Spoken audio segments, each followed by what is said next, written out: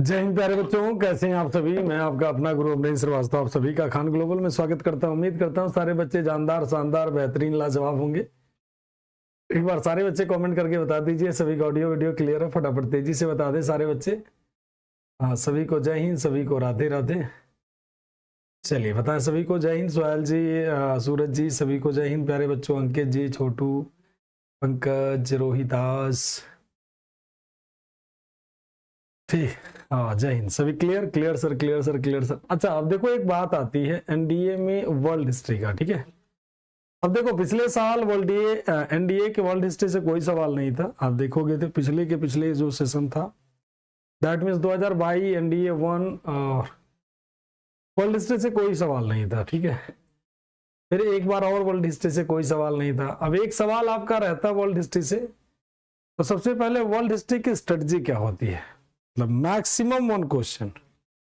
Number of question की बात कर सकते हो तो मैक्सिमम यहां पर वर्ल्ड हिस्ट्री की अगर बात करोगे, मैक्सिमम ज्यादा से ज्यादा इसमें नंबर ऑफ क्वेश्चंस कितने रहते हैं, नंबर ऑफ क्वेश्चन तो तीनों बनती है। मतलब ये 0 भी हो सकता है, ये जान लीजिए।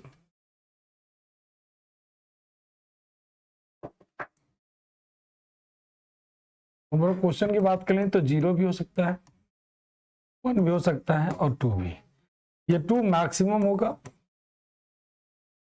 नंबर ऑफ क्वेश्चन 0 जैसे आया था कब, 2022 में, 2022 में आया था 0, मतलब एक भी सवाल नहीं था 2022-2023 में। ये मैटर करता है कि आप मैक्सिमम, मतलब आप मान लीजिए अगर छोटा छोटा 0 भी हो सकता है, 1 भी हो सकता है, 2 भी हो सकता है, तो यहां पर आपकी स्ट्रेटजी क्या होना चाहिए। पहले इस पे स्ट्रेटजी क्या होनी चाहिए, सबसे बड़ी बात है स्ट्रेटजी क्या हो। हाँ, निगेटिव में विश्व कोई प्रोसेस नहीं है, 0 भी हो सकता है, ठीक। तो तीनों चीजें मैंने आपको बता दिया, ठीक है। तो 0 भी हो सकता है, 1 भी हो सकता है और 2 भी हो सकता है मैक्सिमम। इसलिए वर्ल्ड हिस्ट्री को आप कोई भी रिवीजन में नहीं रखोगे, सबसे पहला पॉइंट।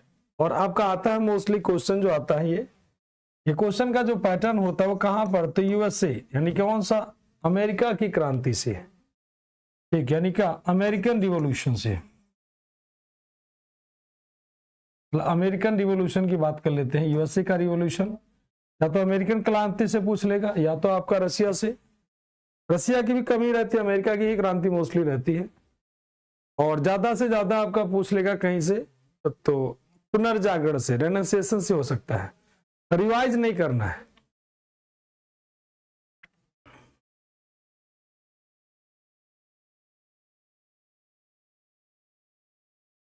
हाँ, पूरा हिस्ट्री बताया तो था, क्या क्या पढ़ना क्या क्या नहीं पढ़ना। कल तो पिछले मुझे कल प्रीवियस क्लास में डिस्कस हो गया था क्या क्या पढ़ना क्या क्या नहीं पढ़ना है। हाँ, इंटरेस्ट के लिए पढ़ सकते हैं, बिल्कुल। एक बार सरसरी निगाह आपको देख लेना, जो पढ़ा रहे हैं सिर्फ उतने पे फोकस करना, उससे ज्यादा आपको नहीं पढ़ना है। मिल गया तो बल्ले बल्ले, नहीं मिला तो कोई दिक्कत नहीं। हाँ, फ्रेंच रिवॉल्यूशन से भी हो सकता है। मैंने कहा आपको मिल गया तो ठीक, नहीं मिला तो भी ठीक, मतलब इसको आप एक शेरशाह सूरी कहा, इंपॉर्टेंट टॉपिक ही बताएंगे देवनाथ जी, वही सोच रहे हैं। क्योंकि एक शेरशाह सूरी का एक स्टेटमेंट सुना होगा, मैं मुट्ठी भर बाजरे के लिए पूरे हिंदुस्तान की बादशाहत खो देता। हाँ, ये क्लास रेगुलर चलेगी बेटा, खत्म हो जाएगी उसके बाद कहानी खत्म, फिर आप भी मौज करिए, हम भी मौज करें। नहीं, नोट्स नहीं बनाना है, ये आपको जो है मिल जाएगा, और पीपीटी से पढ़ाएंगे तो नोट्स नहीं बनाना है। नोट्स आपको बनाना ही नहीं है वर्ल्ड हिस्ट्री का। सारे बच्चे सुन लीजिए, वर्ल्ड हिस्ट्री का किसी भी बच्चे को नोट्स नहीं बनाना है। ये जो आपका नोट्स रहेगा इसी को यूज करना जो आपको पढ़ा रहे हैं, ठीक है। चलिए अब शुरू करते हैं।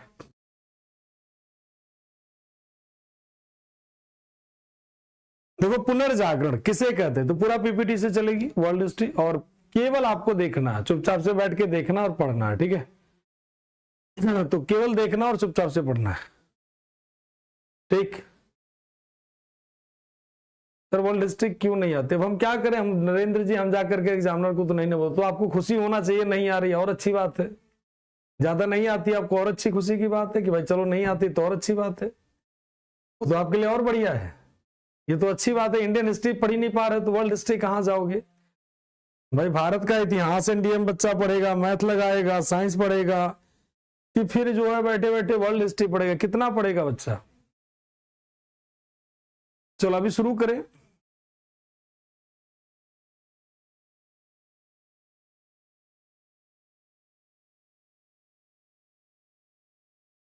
हाँ, यूपीएससी में भी नहीं आती वर्ल्ड हिस्ट्री प्री में, ठीक है, प्री में वर्ल्ड हिस्ट्री नहीं आती है। शुरू करें हम। देखो प्रारंभ में अगर हम बात करें, प्रारंभ, the beginning of the renaissance, the city of Florence, Italy. इसका शुरुआत कहां से हुआ था? पुनर्जागरण। क्या होता है पुनर्जागरण? एक शब्द आता है पुनर्जागरण, मतलब अगेन, अगेन नॉलेज। मतलब जैसे क्या होता था यूरोप में, अगर हम बात करेंगे तो यूरोप में क्या चल रहा था? डार्क एज चल रहा था, यानी क्या? अंधकार का युग चल रहा था, अंधकार युग चल रहा था, या इसे कहते हैं सामंती युग, सामंती युग चल रहा था, ठीक, यानी कौन सा? तो फ्यूडल सिस्टम उसे कहते हैं, ठीक। और सामंती काल में क्या होता है? ध्यान से बताएं, सामंती काल में क्या होता है? अंधकार युग में क्या होता है? पहले पढ़ाई में ध्यान दे, क्या क्या होगा क्या नहीं होगा उस पर छोड़े, सारे बच्चे ध्यान दे पढ़ाई में। अंधकार युग में क्या होता है? अंधकार युग में क्या होता है? बताएं सारे बच्चे, अंधकार युग में क्या होता था? अंधकार युग में क्या होता था? मतलब एजुकेशन खत्म, ठीक। ये सब जितने भी आपके बाकी सवाल हैं कि हम नए हैं पुराने हैं, ये सब आखिरी में 10 मिनट जो आखिरी होगा ना, लास्ट का 10 मिनट्स, और आज तो भी नहीं मिल पाएगा, कल पढ़ पूछना। लास्ट का 10 मिनट जो है, हम नए छात्र हैं, हम पुराने छात्र हैं, हम क्या करें सर, हम क्या नहीं करें, इस तरह के जितने भी सवाल हैं आपके, ठीक है, लास्ट में 10 मिनट आप पूछना। अभी पढ़ाई में फोकस, तो पढ़ाई में ध्यान दो, ठीक है, क्लियर। तो डार्क एज क्या होता है? अंधकार युग क्या होता है? युग, हाँ वो सब आखिरी में बता देंगे, ठीक है। चलिए, और वो भी कल बताएंगे, आज नहीं, आज तो हम लोग पढ़ाई में ध्यान देंगे। तो देखो, अंधकार युग, सामंती युग क्या कहलाता है? तो सामंती युग का मतलब लोगों के सोचने समझने की क्षमता खत्म। जैसे अभी मैंने आपको कहा था कि मैं मुट्ठी भर बाजरे के चक्कर में पूरे हिंदुस्तान की बादशाह खो देता, तो इसका अर्थ क्या है? तो इसका अर्थ यही है कि मतलब व्यक्ति अनर्गल काम कर रहा है, यानी ठीक, हाँ, बिना सिर पैर वाले काम करना, बिल्कुल बिल्कुल। देखो कि एक शब्दों में नवीन ने कितना बढ़िया आंसर बताया कि बिना सिर पैर वाला कार्य, बिल्कुल बिल्कुल, मतलब विनाश काले विपरीत बुद्धि। अब यहां पर अगर हम बात कर लेते हैं, ट्रेड क्या था भाई? व्यापार की बातें कर ले, तो व्यापार क्या हुआ था? खत्म हो चुका था। व्यापार क्या होता था? लगभग व्यापार पूरी तरह से डाउन था। नॉलेज लोगों की बातें कर ले, ठीक, नॉलेज की बातें करें, नॉलेज यानी ज्ञान की बातें कर लें, तो ज्ञान लगभग खत्म सा हो चुका था, ठीक। छोटे छोटे राजा, बड़ छोटे छोटे राजा हो चुके थे। हाँ, अब ये सारा का सारा डार्क एज चल रहा था। अब इसी डार्क एज के बाद कौन सा एज आता है? ये जैसे इसका एंड हुआ, ये जब एंड हुआ, और जब ये एंड हुआ तो क्या आ जाता है? तो पुनर्जागरण की शुरुआत हो जाती है। यानी क्या शुरू हो जाती है? रेनेसेंस की शुरुआत हो जाती है, यानी पुनर्जागरण की शुरुआत। पुनर्जागरण का मतलब ऐसा व्यक्ति जो सो चुका था और पुनः जाग गया। से भारत में मैंने आपको बताया कि पुनर्जागरण का पिता भारत में किसे कहते हैं? बताएं आप लोग, पुनर्जागरण का पिता भारत में किसे कहते हैं? बताएं सारे बच्चे। पुनर्जागरण मतलब जो खो गया था, यानी कि मतलब जो खराब हो चुका था उसे प्राप्त करना, दोबारा। मतलब पुनर्जागरण का अर्थ क्या हो गया? तो एक बार फिर से बता दे। मतलब जब मानव हर एक चीज को, पुनर्जागरण का मतलब क्या होता है? पुनर्जागरण, पुनर्जागरण का मतलब क्या है भाई? सिंपल सा लॉजिक है, मतलब पुनः जागना, पुनः जागना। और जागना कैसे? मतलब हर वस्तु को, हर वस्तु या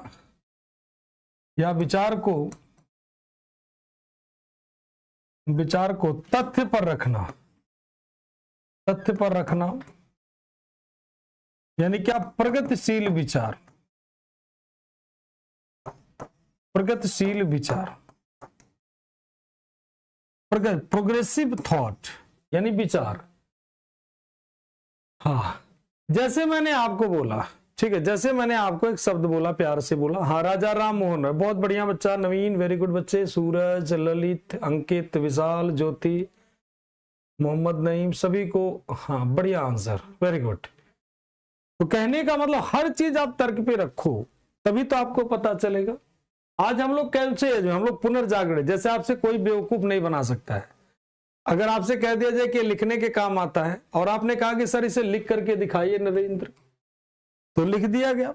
नरेंद्र ने कहा गुरुजी आप एक बार लिख दें प्लीज, प्लीज तो लगाना ही बनता है, ठीक है, तो हमने इसको लिख दिया, और लिख दिया तो मतलब क्या, तथ्य पे आ गई। उसी को कहते हैं पुनर्जागरण, मतलब नए नए विचार, नए नए सोच।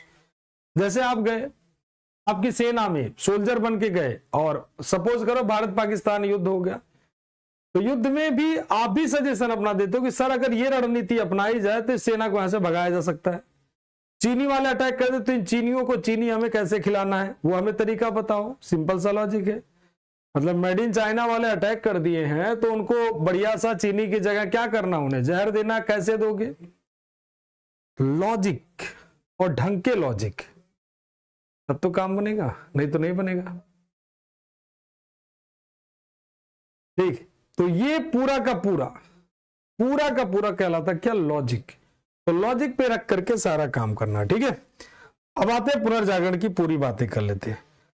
पुनर्जागरण का प्रारंभ कहां से हुआ था? तो पुनर्जागरण का प्रारंभ कुस्तुनतुनिया के युद्ध के बाद सारे विद्वान भाग करके, आपको याद अगर होगा मॉडर्न हिस्ट्री की पहली क्लास, कि कैसे वास्को डिगामा भारत आए थे, कुस्तुनतुनिया के युद्ध में वहां से सारे लोग भाग करके कहां चले गए थे, इटली। तो इसीलिए इटली के फ्लोरेंस नगर में सारे विद्वान इकट्ठा हो गए और फिर स्टार्टिंग हो गई पुनर्जागरण की, ठीक है। और पुनर्जागरण के सबसे बड़े जो महान कवि माने जाते हैं वो माने जाते दांते।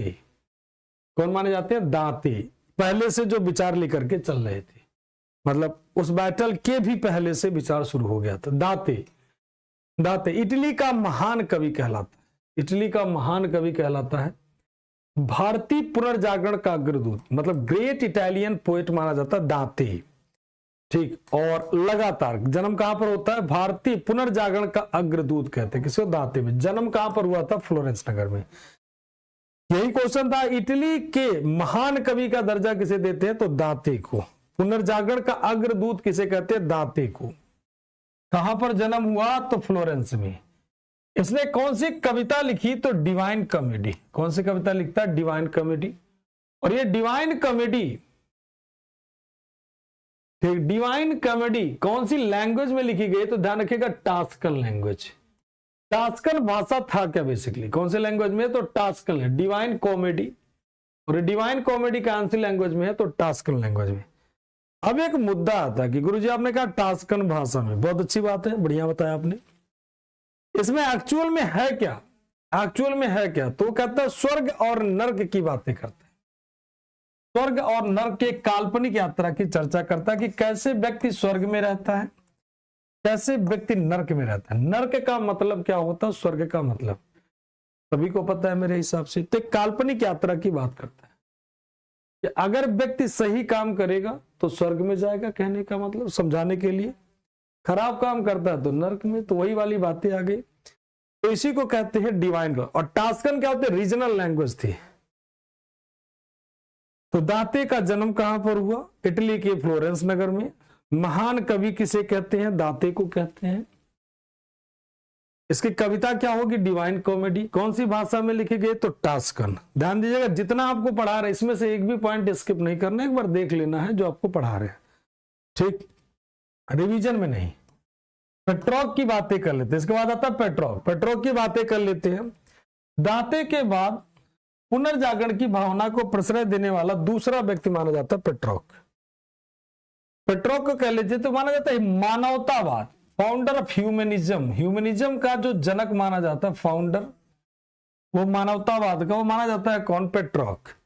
ये भी कहाँ का रहने वाला था? तो इटली का निवासी था, इटालियन निवासी था। इसके बाद अगर बात कर लेंगे और कौन, देखो बोकासियो, बोकेसियो इटली गद्य का जनक माना जाता है, ठीक, मतलब father of Italian prose, Italian prose का जनक माना जाता है कौन?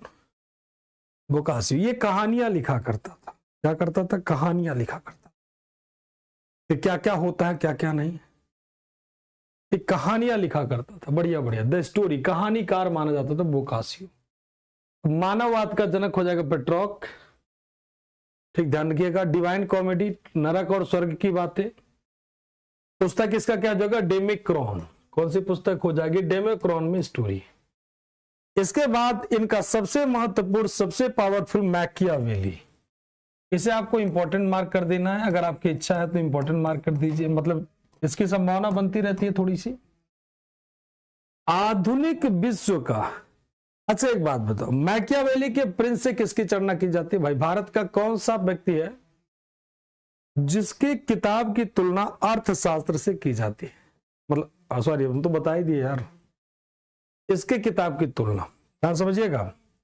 इसकी किताब थी क्या? The Prince, the Prince. ये पहला, यह आधुनिक विश्व का, ध्यान रखिएगा शब्दों पे ध्यान रखिएगा, आधुनिक विश्व का प्रथम राजनीतिक थिंकर माना जाता है, the first political thinker of the modern world. Modern world का पहला पॉलिटिकल थिंकर माना जाता है, ध्यान रखिएगा। कौन माना जाता है? मैकियावेली। कहां का रहने वाला था? फ्लोरेंस का रहने वाला था। कहां का रेसिडेंस था? फ्लोरेंस का निवासी था, ठीक है। और इसकी प्रसिद्ध पुस्तक हो जाएगी क्या? द प्रिंस, जो राज्य का एक न्यू चित्र, नया चित्र प्रस्तुत करते हैं, राज्य का एक प्रस्तुत करता है नया चित्र, बहुत बढ़िया। द प्रिंस मतलब ऐसे कह लीजिए अर्थशास्त्र, अर्थशास्त्र जैसे भारत में, ठीक, भारत में जो अर्थशास्त्र बिल्कुल उसी तरह से मैकियावेली के प्रिंस से। भारत का पहला राजनीतिक चिंतक किसे माना जाता है? आनंद साहू, सवाल किसको माना जाता है पहला राजनीतिक चिंतन? किसे? सूरज, ठीक, फटाफट बताएं। आप लोग रुक रुक के क्यों आते हो? सोनू रुक रुक के, आप लोग क्या होता है बीच बीच में आते हो यार। तो टाइम कितने बजे क्लास स्टार्ट होती है? 3 बजे क्लास स्टार्ट होती है। आप में से कुछ बच्चे 3:20 पे ज्वाइन करोगे, 3:10 पे ज्वाइन करोगे, 3:15 में ज्वाइन करोगे, ठीक, 3:30 पे ज्वाइन करोगे, फिर सवाल पूछोगे कितने क्वेश्चन आते हैं। एक ही चीज 50 बार रिवाइज किया जाए, टाइम से रहा करो यार, ठीक है मेरे मासूम प्यारे प्यारे बच्चों। चाणक्य को बहुत बढ़िया विचार, कविता, नवीन, सभी का आंसर बहुत बढ़िया। ज्योति, वेरी गुड बच्चे। चलो अब आप लोग उत्तर बता देना, हाँ 1 या 2 या 0, बिल्कुल बिल्कुल अंकित, अब आंसर देना आपका काम है, कोई पूछेगा तो बता देना, ठीक आनंद। द प्रिंस मतलब अर्थशास्त्र, जैसे भारत में पहला थिंकर चाणक्य, उसे यहां पर मैकियावेली पहला राजनीतिक जो है माना जाता है। कौन? मैकियावेली। इसने क्या किया था? आधुनिक राजनीतिक दर्शन का जनक माना जाता है, वही जो पॉलिटिकल थिंकर माना जाता है। किसको? इसी को, ठीक है। पुनर्जागरण की, ये कहता है पुनर्जागरण की जो भावना है, जो भी भावना है उसकी व्यक्ति 3 कलाकारों की चित्रों में मिलती है। 3 कलाकार अपने चित्र में देते हैं। जागरण भावना की पूर्ण अभिव्यक्ति इटली के 3 चित्रकार भी बताते हैं। बेसिकली उनका और भी काम था, 3 चित्रकार। देखो कौन कौन से? Leonardo da Vinci, Michelangelo और कौन? रफेल। 3 लोगों में। नहीं नोट मत करो, बाद में नोट कर लेना, तो नोट करने को बाद में मन करेगा कर लेना, वैसे कोई जरूरत है नहीं, ठीक, पीडीएफ से नोट कर लेना, मर्जी करेगा। लियोनार्डो दा विंची, ठीक है, Leonardo da Vinci, Michelangelo और क्या? Raphael. Leonardo da Vinci, Michelangelo और कौन हो जाएगा? रफेल। ये 3 थिंकर माने जाते, 3 सबसे महत्वपूर्ण चित्रकारों में। और कौन नहीं जानता लियोनार्डो दा विंची के fullest experience of the spirit of the pronunciation is found in the work of three Italian artists, Leonardo da Vinci, Michelangelo and Raphael. Raphael तीनों के विचारों में पाए जाते हैं। सबसे पहले हम बात करते हैं लियोनार्डो दा विंची का। लियोनार्डो दा विंची की एक चीज बड़ी पॉपुलर है, और वो चीज क्या है भाई? द लास्ट सफर और मोनालिसा। लियोनार्डो दा विंची का एक बहुत फेमस है मोनालिसा और द लास्ट सफर, बहुत बढ़िया। और लिटरली बता रहा हूं, इतना बढ़िया मोनालिसा का चित्र। लियोनार्डो दा विंची का बहुमुखी प्रतिभा था, ध्यान रखिएगा, चित्रकार भी था, मूर्तिकार भी था, दैट मीन्स पेंटर भी था, स्कल्प्टर भी था, इंजीनियर, साइंटिस्ट, फिलोसफर, पोएट, और क्या हो जाएगा? सिंगर। एक मूर्तिकार, चित्रकार, इंजीनियर, वैज्ञानिक, दार्शनिक, कवि, सोचो गायक, इतना चीज किसी के पास आएगा? अरे कोई गायक होता है तो इंजीनियर नहीं, कोई मूर्तिकार होता तो वैज्ञानिक नहीं, कोई दार्शनिक नहीं। 5 करोड़ की पिक बिकी थी सर, हो सकता है सोहेल, क्योंकि मुझे आइडिया नहीं है तो मैं इसलिए नहीं कहता। मोनालिसा द लास्ट सफर, अभी दिखाता हूं मोनालिसा का चित्र, मस्त वाला। देखो मोनालिसा का चित्र निकालते, क्या लाजवाब चित्र है, देखते दिल खुश हो जाता है, लिटरली बता रहा हूं। मोनालिसा,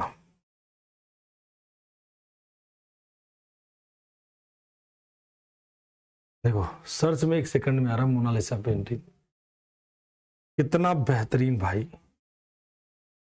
ऐसे लग रहा है जैसे, मतलब ये जैसे मालूम पड़ता है ना, जैसे हकीकत में, मतलब हकीकत में कोई हो भाई, हकीकत मतलब इतना बढ़िया चित्र, ऐसे लगता है हकीकत में कोई है। क्या हो रहा भाई, आ जाओ।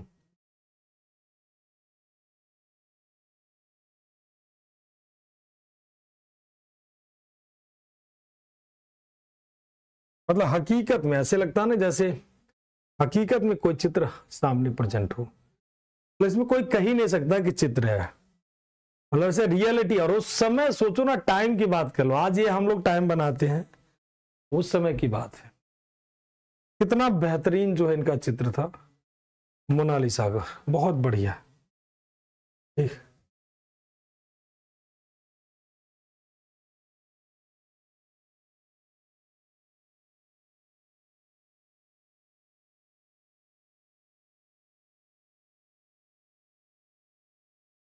द लास्ट सपर,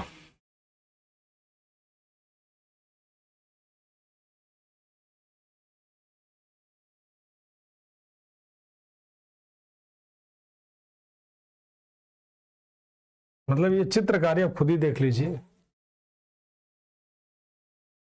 ऐसे चित्रकारों को यार सत सत नमन, ऐसे समझ लीजिए, मतलब इतनी बेहतरीन, जानदार, शानदार चित्र, क्या ही बोलना यार।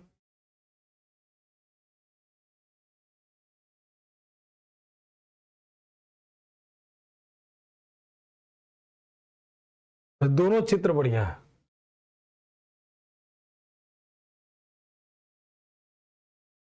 जाती है कौन? मोनालिसा।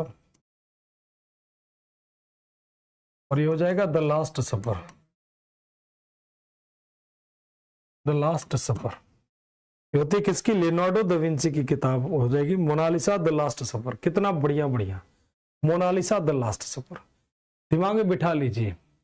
ये रियल, बिल्कुल ऐसे लग रहा है जैसे रियल, मतलब कह लीजिए रियलिटी एक तरीके से। मतलब मैटर ये नहीं करता, आज के समय तो आप बना लो, आज के समय कोई मैटर नहीं करता, आज के समय आपके पास सुविधाएं हैं, आज के समय आपके पास सुविधाएं हैं, आज बना सकते हो, ठीक।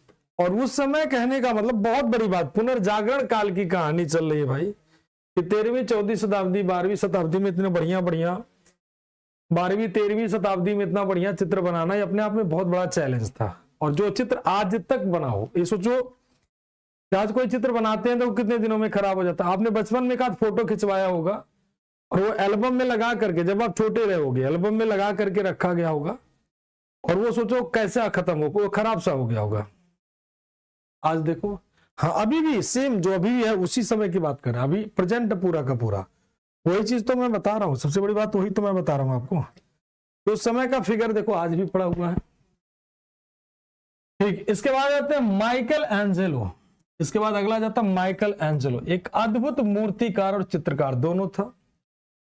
इसका अगर कृतियां बात कर लें, the last judgment, the fall of man, the last judgment and the fall of man, ये इसकी कृतियां मानी जाती। और सिस्तान के गिरजाघर के माइकल एंजेलो द्वारा बनाए गए। ठीक है, और मैं आपको लास्ट जजमेंट वाला भी दिखा दे रहा हूं।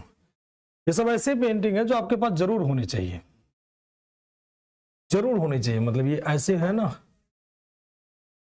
तो आपके पास जरूर होना चाहिए।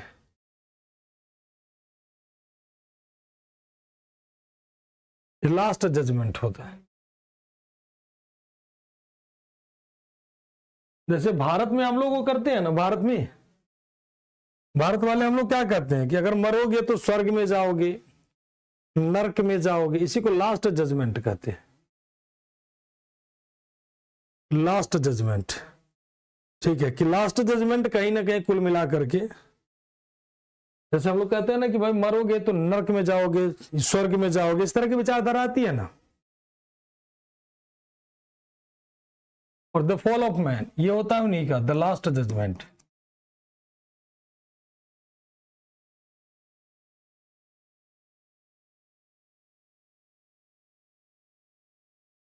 अगर कोई व्यक्ति ऐसे करता है तो क्या होगा?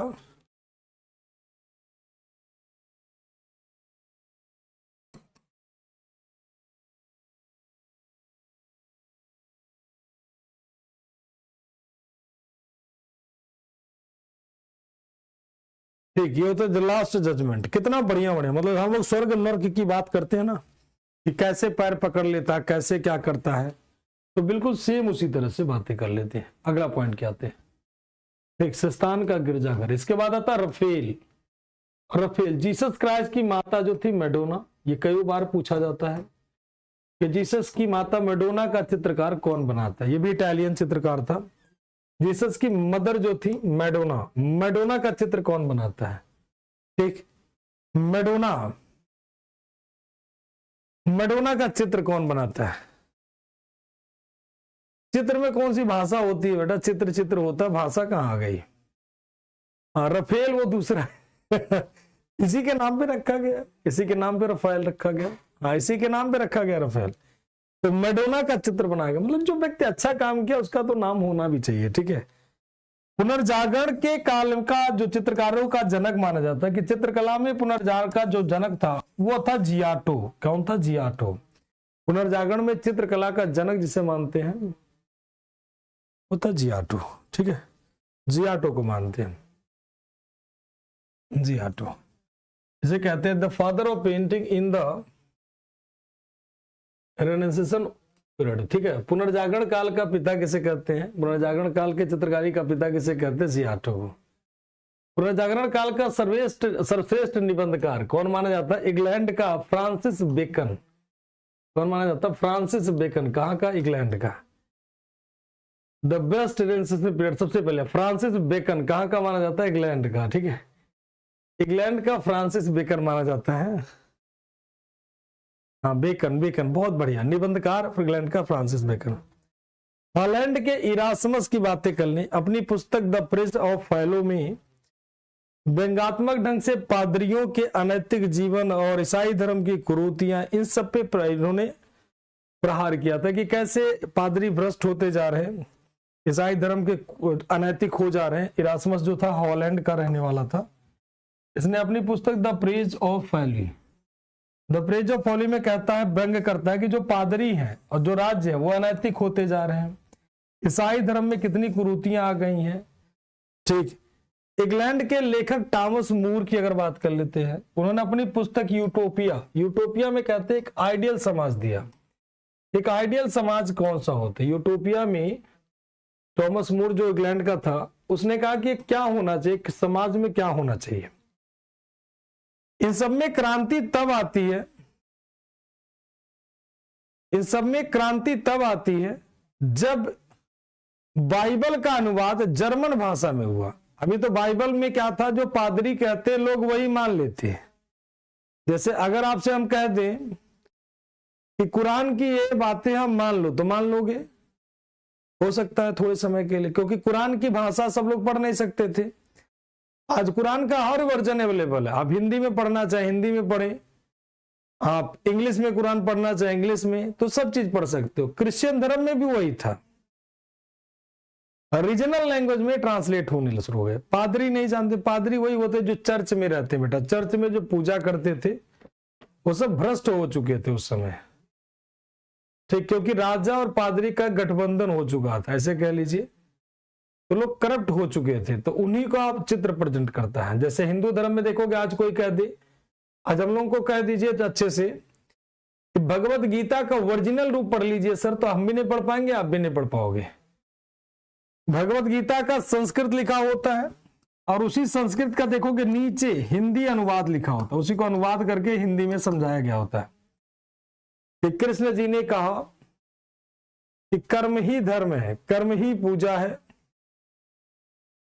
क्या लेकर आए हो, क्या लेकर जाओगे, ठीक।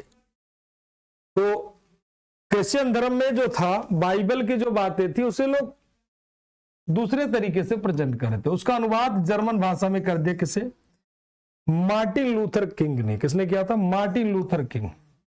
जैसे भारत का मार्टिन लूथर किंग किसे कहते हैं, यूटोपिया बुक है बेटा, यूटोपिया किताब है, यूटोपिया पुस्तक है, टॉमस मूर की किताब है।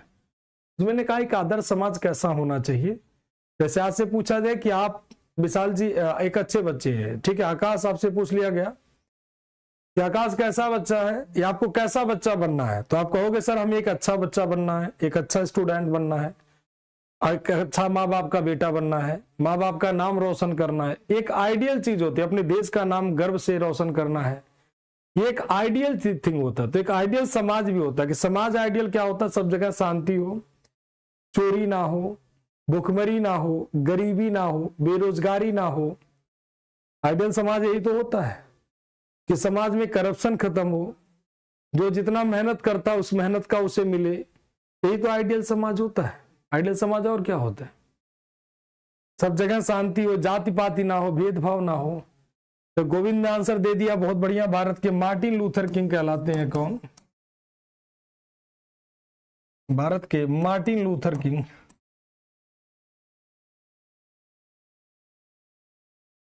भारत के मार्टिन लूथर किंग कहलाते हैं कौन, स्वामी दयानंद सरस्वती।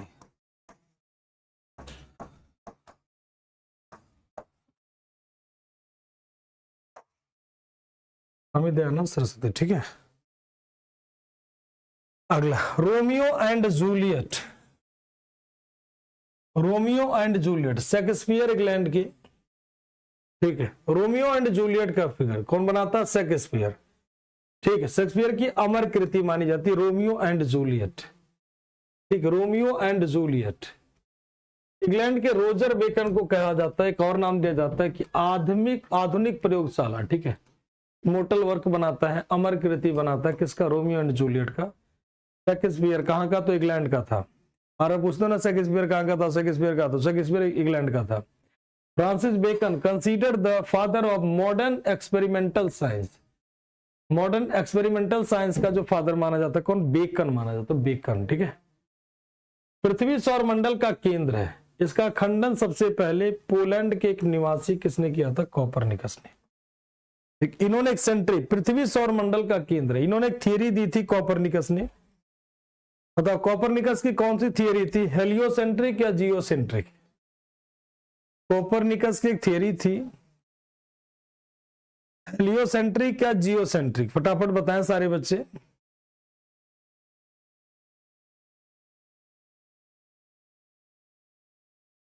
जल्दी से बताएं सारे बच्चे।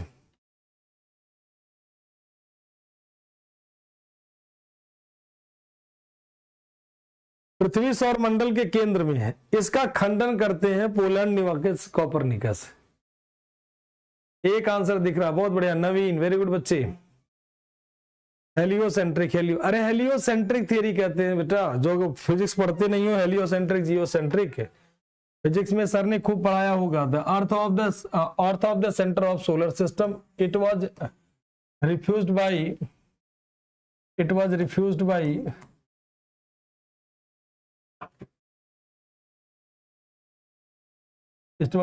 By Copernicus, residence of Poland. Copernicus का सिद्धांत का समर्थन जर्मनी के केपलर ने भी किया था। किसने, गैलीलियो ने भी कोपरनिकस के सिद्धांत का प्रयोग किया था और बताया कि सूर्य के चारों ओर किसी भी प्रकार का घूमते, किस प्रकार घूमते हैं? हेलियोसेंट्रिक थ्योरी दिया था,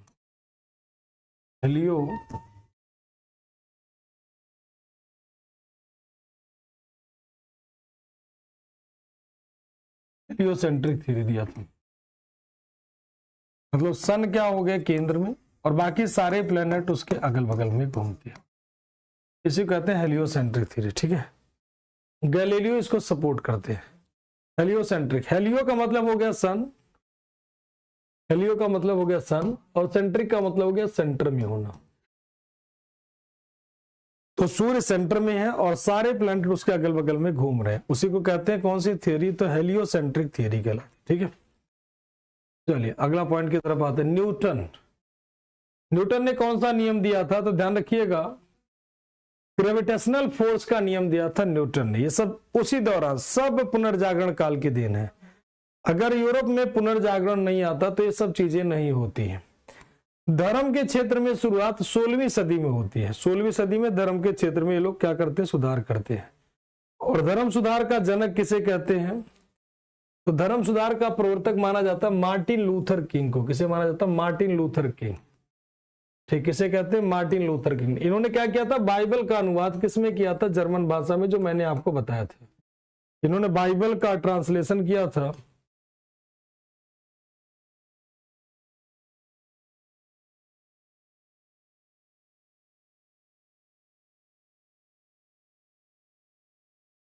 उन्होंने किसका ट्रांसलेशन किया था? बाइबल का।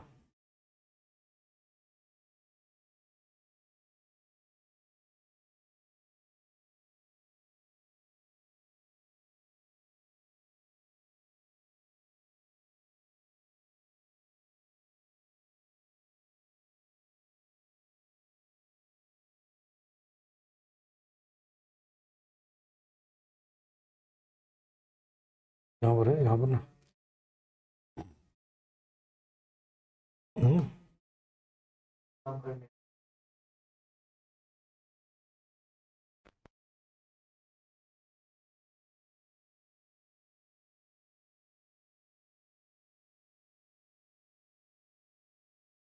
चलिए, this translation the Bible translated in, तो कौन से? तो इसी में। ठीक है, तो बाइबल की बातें कर लेते हैं। इसके बाद अगर हम अगले पॉइंट की तरफ आते हैं, धर्म सुधार आंदोलन की शुरुआत कहां से मानी जाती? तो इंग्लैंड से। ध्यान से देखिएगा, धर्म सुधार आंदोलन की शुरुआत जॉन विक्लिफ को धर्म सुधार आंदोलन का प्रातःकालीन तारा कहा गया, मॉर्निंग स्टार कहा जाता है। इनके अनुयायी क्या कहलाते हैं? लोलाइलिस कहलाते हैं। ठीक, तो ध्यान रखिएगा, तो मॉर्निंग स्टार, जॉन विक्लिफ्स को कहा जाता है morning star, the morning star. Bharat में मॉर्निंग स्टार किसे कहते हैं? भारत में morning star, morning star in India, दोनों एक साथ याद रखना है। Morning star in India for religion के लिए, रिलीजन के क्षेत्र की बात करते हैं, ज्योग्राफी मत बढ़ाने लगना। भारत में मॉर्निंग स्टार किसे कहते हैं? बताओ सारे बच्चे, बताओ जल्दी, भारत में मॉर्निंग स्टार किसे कहते हैं? भारत में मॉर्निंग स्टार किसे कहते हैं? सुबह का तारा, शाम का तारा, नौ प्रभात का तारा। बहुत बढ़िया, मोहम्मद नईम, नवीन कुमार, वेरी गुड बच्चे, ललित, छोटू, सचिन, मेरा है ब्रो। अच्छा जी, आपस में ब्रो ब्रो कर रहे हो। क्वेश्चन पूछे तो आंसर दो, ठीक है बेटा। यूजर, बहुत बढ़िया। आनंद साहू, वेरी गुड बच्चे। गोविंद, सूरज, सभी का आंसर बहुत बढ़िया। तो मॉर्निंग स्टार किसे कहते हैं? राजा राम मोहन रॉय को। राजा राम मोहन रॉय को किसे कहते हैं? राजा राम मोहन रॉय को कहते हैं। अमेरिका की खोज किसने की थी? क्रिस्टोफर कोलंबस ने किया था। किसने किया था? क्रिस्टोफर कोलंबस ने। अमेरिगो वेस्पुसी के नाम पर अमेरिका का नाम क्या पड़ता? अमेरिका पड़ा।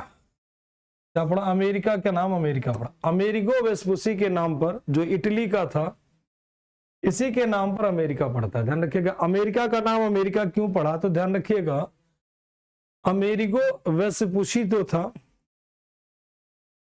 कि उन्होंने क्या किया था? राजा राम मोहन रॉय ने क्या किया था? सौरभ किया था राजा राम मोहन रॉय। बताएं भाई, जल्दी बताएं। नहीं इतनी बड़ी महान हस्ती हिस्ट्री में, और आप पूछ रहे हो राजा राम मोहन रॉय ने क्या किया था। बताओ भाई क्या क्या किया था राजा राम मोहन रॉय। लिखने लगेंगे तो जगह नहीं बचेगी, ठीक है, रेगुलर क्लास रहो, नहीं तो मामला खराब हो जाएगा। देखो छोटू सबसे पहला आंसर दिया, सती प्रथा। नवीन कितना बढ़िया आंसर, ब्रह्मो समाज। लिखते लिखते थक जाओगे, कॉपी भर जाएगी, फिर उनके अचीवमेंट नहीं पूरे होंगे। चलिए, अमेरिका का नाम, अमेरिको वेस्पुसी के नाम पर अमेरिका का नाम पड़ता है, ठीक है। और बात कर ले, America was named American after Amerigo Vespucci.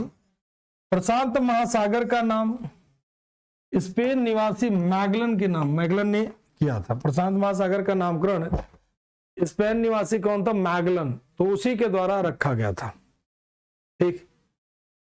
समुद्री मार्ग से संपूर्ण विश्व का चक्कर लगाने वाला प्रथम व्यक्ति भी कौन माना जाता है, मैगलन। ये सब पुनर्जागरण काल की बातें, सब कुछ पुनर्जागरण काल की बातें, ठीक है।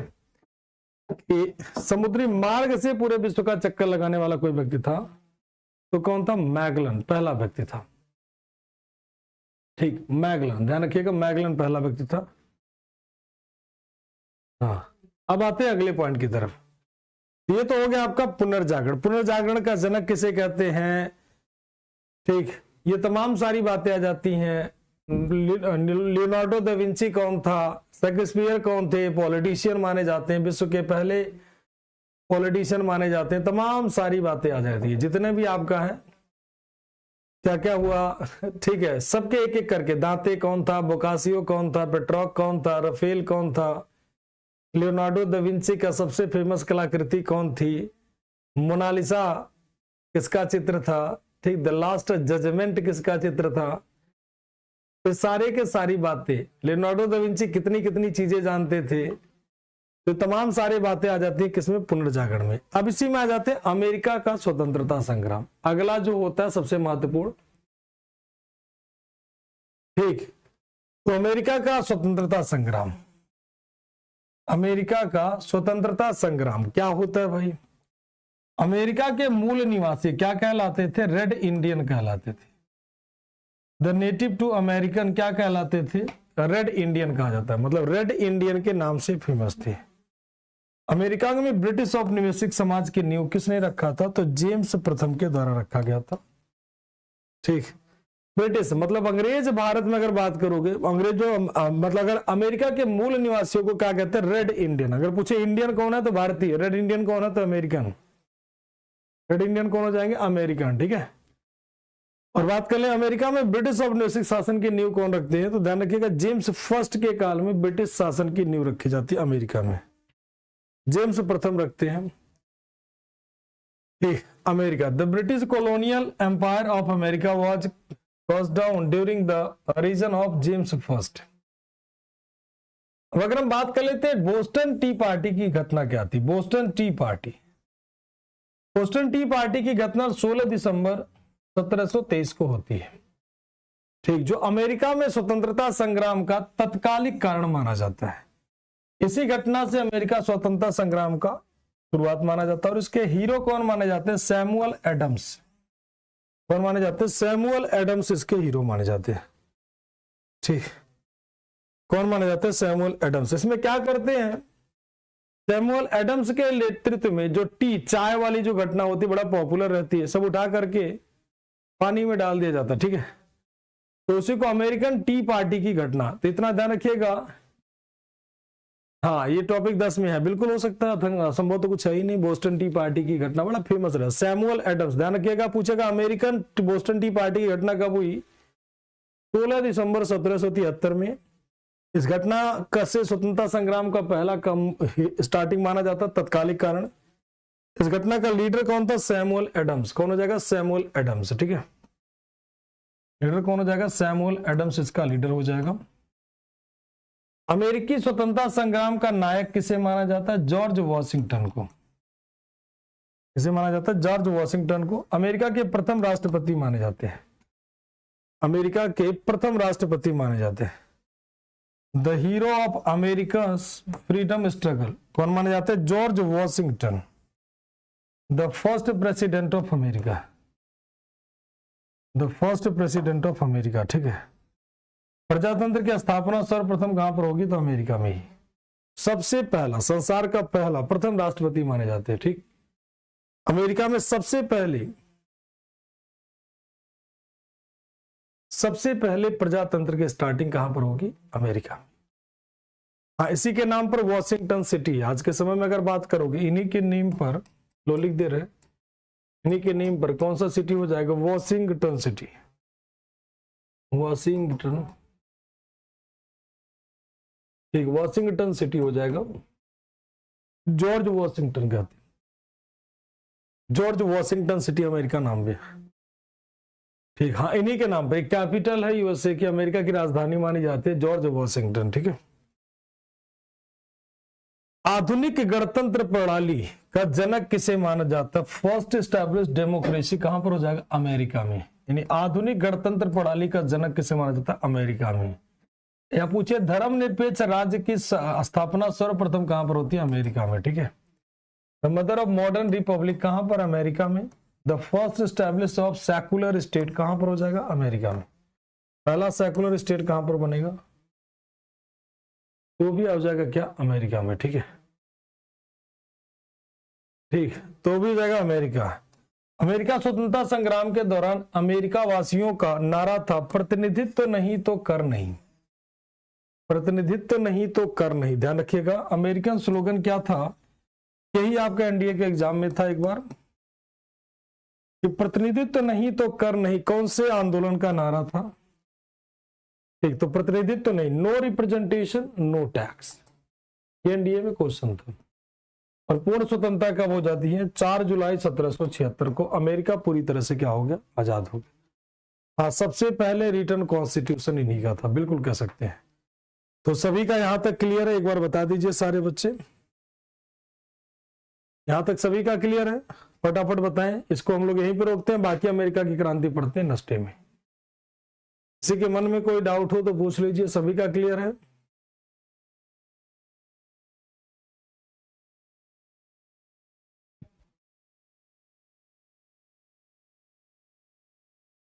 चलिए, कोई डाउट हो तो पूछ लीजिए, 2 मिनट है, आज जल्दी क्लास खत्म होगी क्योंकि अगली क्लास लगी हुई है।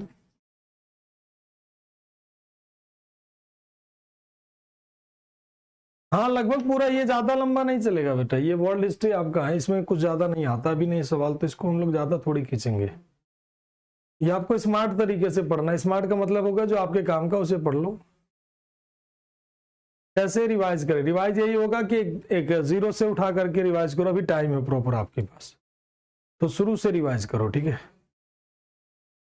बुक की कोई नीड नहीं है आदित्य, बाकी आपकी इच्छा करे तो कोई भी पढ़ लीजिए, मार्केट में तमाम बतेरे बुक है, लेकिन कोई फायदा नहीं। अगर नोट्स आपने बनाया तो बुक की जरूरत नहीं है।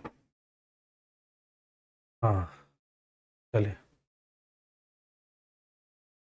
बोस्टन उतना कोई काम का नहीं, बोस्टन टी पार्टी कब हुई थी बस इतना ही याद रखो, बाकी कुछ है। चाय की घटना थे, उठा के फेंक देते हैं, बाकी वही शुरू हो जाता है। और उसका हीरो कौन होता था? सैमुअल नायक होता, जो इंग्लैंड वाले चाय लेकर के आ रहे थे, चाय और दुनिया भर की कहानियां थी। बहुत लंबी कहानी बोस्टन टी पार्टी की। ये आपके बस सिर्फ उतना है ही आपको ध्यान रखना है जितना आपके काम का है। तो बार बार रिवाइज कर चुका हूँ, वर्ल्ड हिस्ट्री आपको पढ़ना ही नहीं है,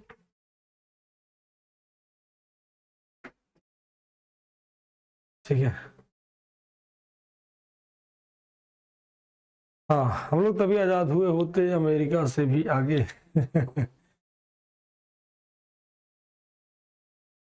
सर, यहूदी कौन होते हैं? यहूदी, चलो फिर चर्चा कर लेंगे, क्योंकि अब 1 मिनट में यहूदी नहीं बता पाएंगे, ठीक। वाईटी पर एग्जाम के टाइम में वाईटी पर क्लास चलेगी, ठीक है।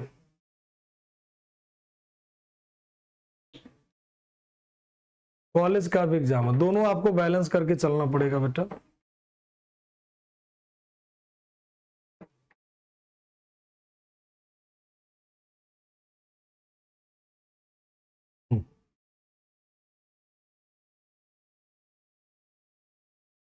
बिल्कुल, चलिए, थैंक यू टू ऑल। जय हिंद, जय भारत, वंदे मातरम।